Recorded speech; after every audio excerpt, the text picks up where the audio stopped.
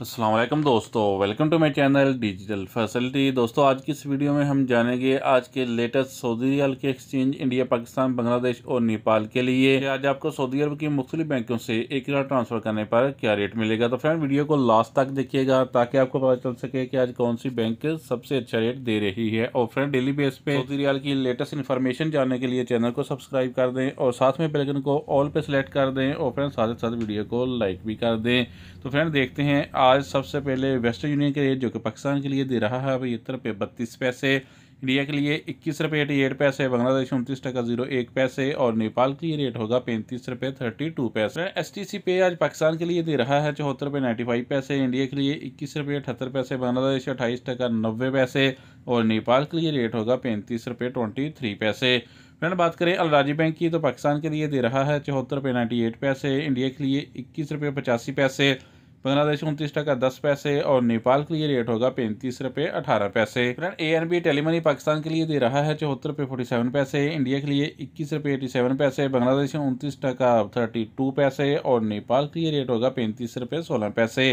Friend, यूआर पे पाकिस्तान के लिए दे रहा है 74 रुपये 85 पैसे, इंडिया के लिए 21 रुपये 83 पैसे, बांग्लादेश 28 टका 78 पैसे और नेपाल के लिए रेट होगा 35 रुपये 20 पैसे।